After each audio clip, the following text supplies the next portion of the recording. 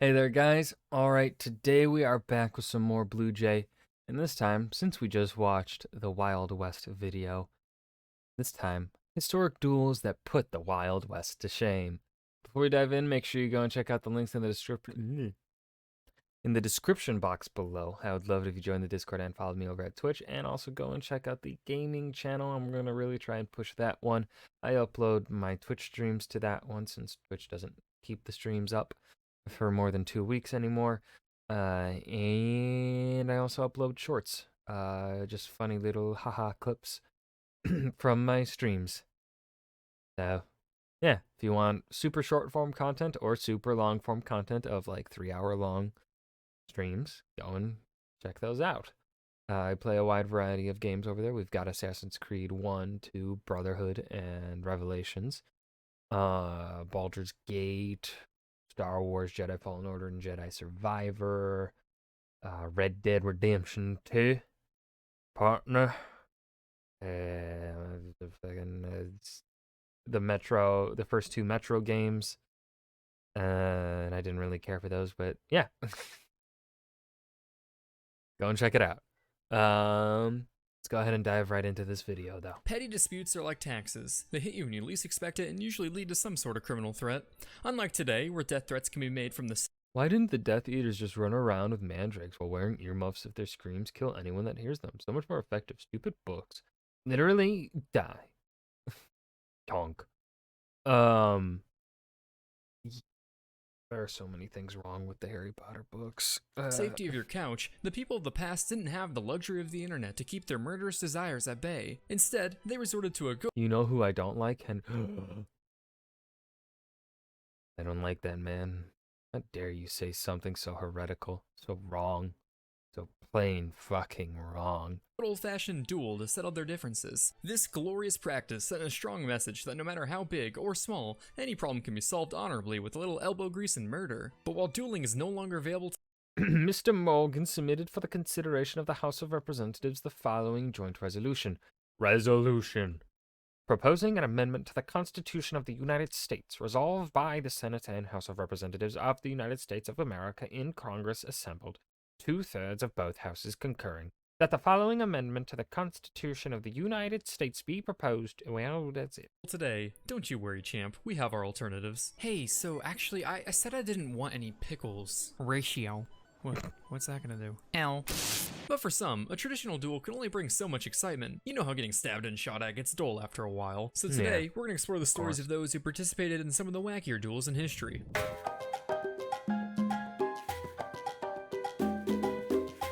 I decided to start a Patreon. Good for you, BlueJay. It's well known that the French's 2 greatest contributions to the world are drinking wine with your pinky out and cartoony murder stories, such as And the guillotine. the hot-headed man who headed the headhunt after beheading the head of state while heedlessly spearheading his headless demise.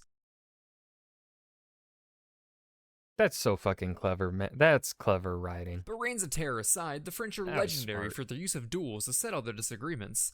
Everything from political differences to Gaston de Fer versus René Rapier. whose mustache best represents a kick-ass roller coaster. So when Monsieur de Grandpré and Monsieur de Pique found out they had both been seeing the same woman, a duel was short to follow. The year is 1808, and the renowned dancer at the Paris Opera, Mademoiselle Tervite, was dating Grandpré, but began to see Le Pique on the side for a little extra baguette. Both men Gasp. laid claim to the woman, because it's the 1800s and before Beyonce, you could still do that kind of thing, agreeing to a duel to win her heart. But given the grand nature of the prize, so too must the duel itself be elevated. Literally. Oh, if it is the woman you want, Monsieur de Pique, a duel you must have. May the 3rd, the crack of dawn, we duel. You're on, Monsieur. Oh putain, I have a balloon race that day. We will make it work. It was decided that the only way to settle the dispute was with a duel in gas balloons. Why must the men fight to the death thousands of feet above Paris? No clue. Maybe they thought the I fucking love it. Fire Nation had the right idea, but if anything, we can thank the French for pioneering the steampunk genre. The idea was to take a month to build identical gas balloons, ascend into the air, and take turns firing at each other's balloons with a blunderbuss, a predecessor to the modern shotgun. On May the 3rd, 1808, as crowds gathered for what they thought was a balloon race, both men ascended in their balloons with their seconds who were to act as co-pilots. Traditionally, the role of a second is to mediate the duel, as well as attempt to defuse the situation entirely to avoid bloodshed. In this case, on top of their usual duty, duties, the seconds were literally prepared to die if their guy lost. That or maybe they misinterpreted the term wingman. Say what you will about the French, but they always got their homies' backs. Compre, look around. It's so peaceful up here. Kinda makes your whole love triangle problem seem kinda small, huh? Yeah. You know what? You're right. Hey! Dude, BlueJay is a really good fucking voice actor, dude. Like, no joke, he really fucking is. He can do these accents. Yes, they are a bit more of the comedic stereotype kind of accent, but they're the good fucking accents. They're funny. I think they're good, but also like he's like in the moment he's acting like he's a good voice actor. Like I would love to see him actually like fucking voice act in something. I'm curious to see if he's actually like if this is just like he's only good with comedic things or if he could actually like voice act. I'd wager because usually comedians can actually do a pretty good serious acting. I'd wager he could probably do some good shit. I think I want to go down! You dare call me a clown? No, I said I want to go down! No, you're going down! Fuck!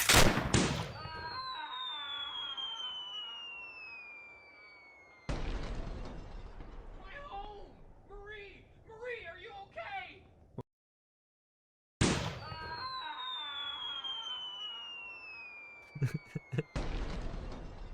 My home! Marie! Marie, are you okay?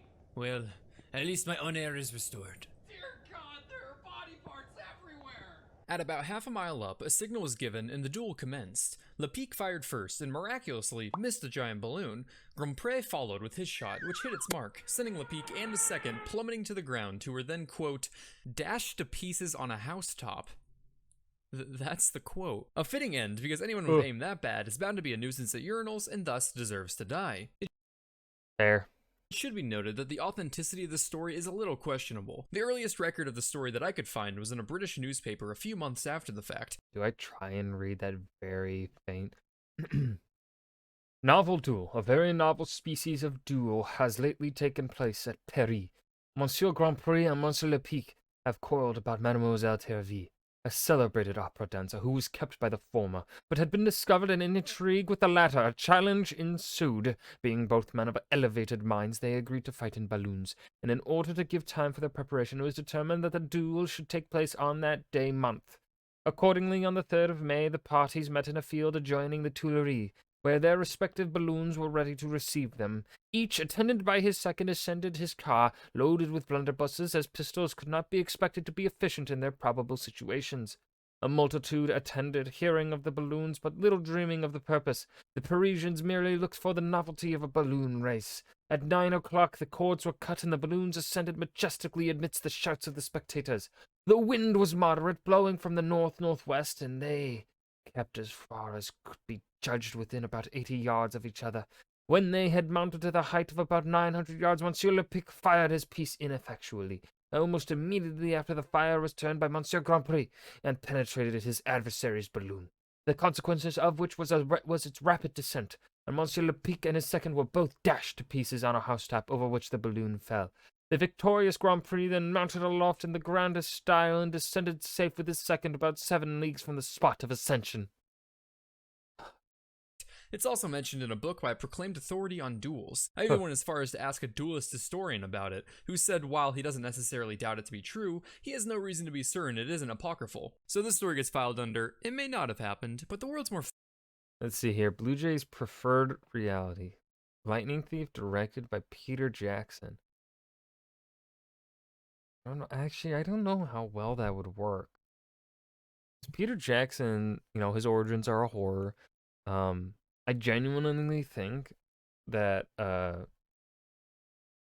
Peter Jackson should have maybe directed A Song of Ice and Fire. I think A Song of Ice and Fire TV show directed by Peter Jackson would have been good because George R. R. Martin's roots are in horror. Peter Jackson's roots are in horror. I think their brains colliding would have worked well, but I also don't think Peter Jackson would have maybe wanted to be tied down to another, and also at the time, things happening, right? He was gonna the pre-production was started on The Hobbit, where Guillermo del Toro was supposed to originally direct 2 movies, blah blah blah. Incas fight off conquistadors. The Seahawks ran the ball. Oh man, that meme is Portal 3. I know someone that would love that. Season 4 of Daredevil. The KMT win the Chinese Civil War. I mean, Kuomintang were also like they did some fucked up things that also killed a lot of civilians. So I don't know actually which one would be better, because really Kuomintang could have also suppressed the people just as badly as Mao Zedong's Commie Party. JFK wore a level 3 helmet. Fun believing it did. So anyway, whether or not Who would I want to direct Lightning Thief? Well, we'll see how the TV show turns out. I can say that. Even though I do think that the fucking actors union is probably going to go on strike again, because the deal that the leadership made with the AMPTP is a shitty fucking deal. Those AI protections are a sham, a wash, garbage. So I think the actors union are going to vote no. They're going to go back on strike. At least that's what I would want. That's what I would do. Anyways, but Prey actually ended up with Tirvit is unknown, but I like to imagine he realized that if he should love anyone, is the one willing to put his life on the line so that his bro can get laid. So what could possibly follow up Balloon Tower Defense France Edition? That's right, the French again. Back during the French Restoration, there existed a lot of tension between the former soldiers of Napoleon's army and the bright and shiny Royal Guard. And considering the French tend to be quite honest and direct with their thoughts, quarrels are rather expected. Which shouldn't be too surprising. It's such a problem that they literally developed a career dedicated. The French mime, Marcel Marceau, the master of silence, also ran covert missions in World War II saving Jewish children. To silence. One such quarrel occurred when Colonel Rapier Duel trod on the toes of the young Captain Raoul de Vere of the Royal Guard and insulted his cockade.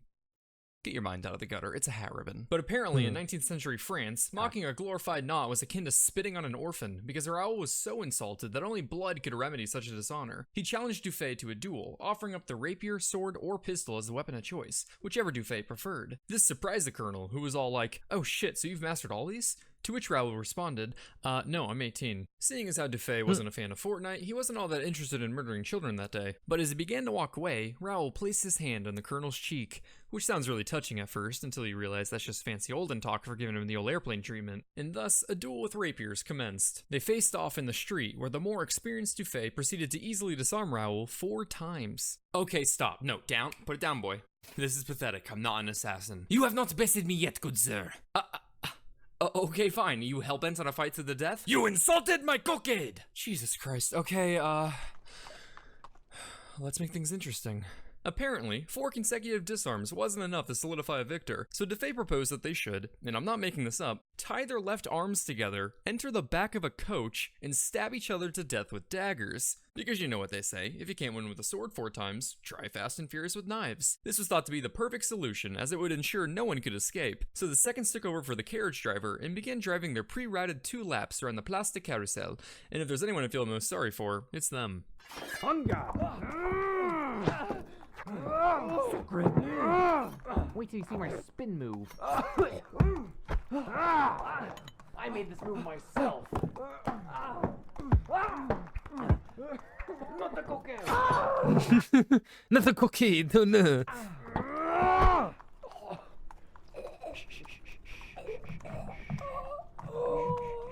Rest now. So did Raoul finally catch his break, redeeming his honor solely by the insult to his cockade and numerous disarmaments? No. No, the lad was very dead.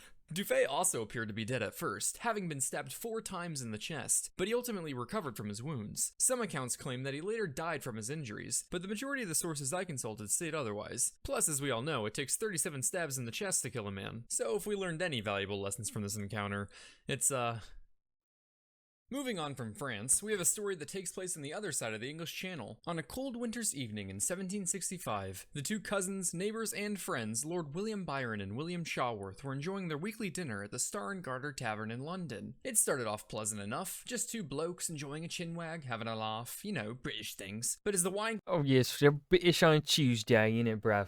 Innit? Yeah, we're having a laugh.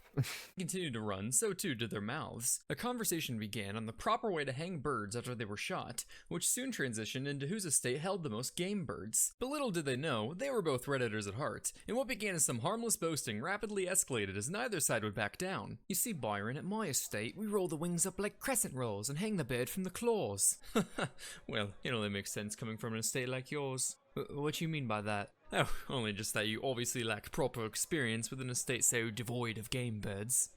This coming from the bloke with only 20 pheasants on his estate. 29? And please, you don't have more than a handful of quail in your brush. Good sir, my estate is brimming with quail, along with dozens upon dozens of red-legged partridges. You have as many partridges as you have admirers, you wazzock. Meanwhile, I've got 18 capercaillie roaming my backyard. I've got 17 ostriches. Yes, 17 ostriches that run circles around your pathetic capercaillie. 14 pterodactyls! My estate has 14 pterodactyls flying leagues above your glorified giraffe chickens! Alright, how did everything turn out tonight? Oh, wonderful. Say, could you show us to a room? The argument escalated to the point where they drew their swords and asked the waiter to show them to an empty room. The waiter returned after hearing a lot of commotion to find Shaworth gravely injured, with Byron's sword driven firmly through his gut, proving once and for all that Lord William Byron had the most birds. Or something like that. Shaworth lived for a full day before he died, during which he claimed that he only regretted that the room that they dueled in was so dimly lit, and thus caused his defeat. Basically the equivalent of saying, I lost because he had a good gaming chair. After his cousin's death, William Byron was put on trial for murder before the House of Lords, during which they asked him, are you guilty of the felony of murder? To which he responded, nah fam, and so they found him guilty of manslaughter instead. While normally you expect people to regret their stupid decisions, Byron proudly mounted the sword that slew his friend in his bedchamber, and later would earn the nickname the Wicked Lord. He ultimately got off with just a small fine, showing that as long as the honor of bird lovers is at stake, and you happen to be a lord, you absolutely can put a price on human life. Oh, hey life lesson leopard, what wisdom do you have for us today? Dwell not on the grievances past, for that which festers blooms with thorns, and those whose minds dwell to the last shall find their doom, this leopard warns. Okay. What, you want money? You want to keep those wings? Jesus, okay, here. I could have taken them. What was that? 10 out of 10 stars. I'm gonna be honest, I think I might have liked this one more than the Wild West one, just because this was shorter and fucking funny. This one was really fucking funny, but it was like man, I don't know which one I liked more. This one was shorter, but the Wild West one did not feel like 23 minutes. It felt a lot shorter than that. Oh man. I think this one is more up my alley just because duels are fucking funny. Especially the laughing at the French. I think laughing at the French is what sealed the deal for this video being my favorite. I hope you guys enjoyed. Remember to hit that like button and subscribe for more, and I will see you guys in the next video. Peace.